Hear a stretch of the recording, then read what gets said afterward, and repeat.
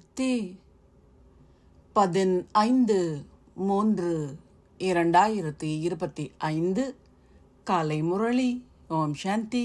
Pop தாதா மதுவனம். சாராம்சம்.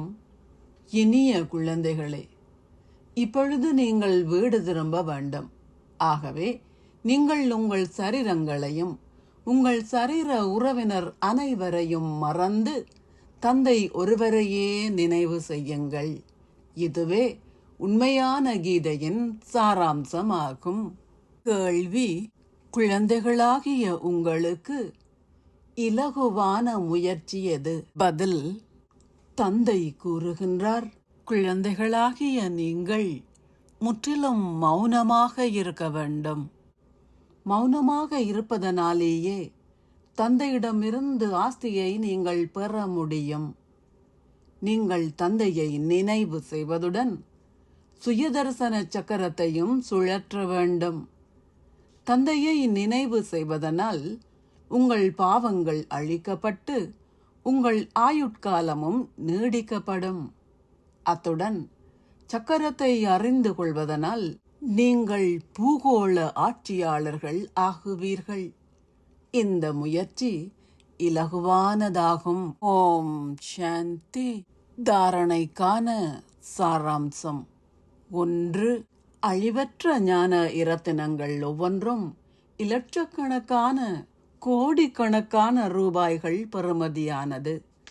அவற்றை தானம் செய்வதனால் ஒவ்வொரு அடியிலும் நீங்கள் பல கோடி வருமானத்தை சேமித்துக் கொள்வீர்கள். உங்களைப் போன்று ஏனையோரையும் ஆக்குவதனால் நீங்கள் ஓர் உயர்ந்த அந்தஸ்தை கோருவீர்கள்.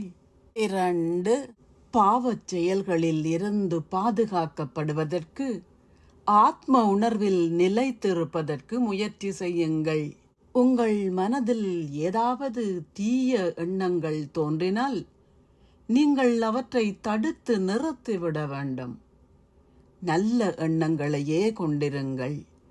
புலனங்கங்களின் மூலமாக பிழையான செயல்கள் எதனையும் ஒருபோதும் செய்யாதீர்கள். ஆசீர்வாதம். நீங்கள் ஆன்மீகத்தின் ஆதிக்கத்தை ஏற்படுத்துவதற்கும் எல்லோருடனும் அன்பாக இருப்பதற்கும் தேவதை முக ஒப்பனையை இடுவீர்களாக. சதா பாப்தாதாவுடன் இருக்கும் குழந்தைகள் அவரின் சகவாசத்தால் நிறமூட்டப்படுகின்றார்கள். அதன் மூலம் ஒவ்வொருவரின் முகத்திலும் அந்த ஆன்மீகத்தின் ஆதிக்கம் தென்படுகின்றது. அவர்கள் இந்த ஆன்மீகத்தில் இருப்பதன் மூலம் இயல்பாகவே தேவதை முக ஒப்பனை போடப்படுகின்றது. ஒருவர் எப்படிப்பட்டவராக இருந்தாலும் அவர் முக ஒப்பனையை போட்ட பின்னர் முற்றுமுழுதாக மாறிவிடுகின்றார். மேக்கப் போடுவதன் மூலம் அவர்கள் அழகானவர்கள் ஆகுகின்றார்கள். எங்கும் தேவதை மேக்கப் போடுவதன் மூலம் நீங்கள் பிரகாசிக்க ஆரம்பிப்பீர்கள்.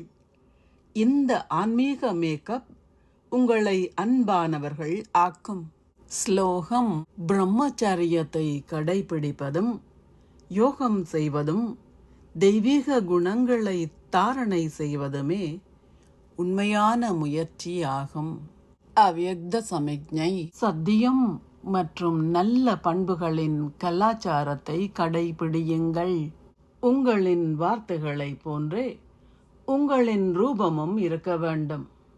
உங்களின் வார்த்தைகள் தெளிவாகவும் அன்பால் நிறைந்தும் பணிவாகவும் இனிமையாகவும் இருக்க வேண்டும். அவை சத்தியத்தால் நிரம்பியும் இருக்க வேண்டும். எவ்வாறாயினும் உங்களின் ரூபத்தில் பணிவும் இருக்க வேண்டும். இந்த ரூபத்தால் உங்களால் தந்தையை வெளிப்படுத்த முடியும். பயமற்றவராக இருங்கள், ஆனால் உங்களின் வார்த்தைகள் மரியாதை கோட்பாட்டிற்குள் இருக்க வேண்டும். அப்போது மக்கள் உங்களின் வார்த்தைகளை கடினமானதாக உணரமாட்டார்கள், ஆனால் இனிமையாக இருப்பதாக உணர்வார்கள். ஓம் சாந்தி. நன்றிகள் பாபா. லட்சியமின்றியே வாழ்ந்து வந்தேன் நான். உயர்ந்த லட்சியம் தந்த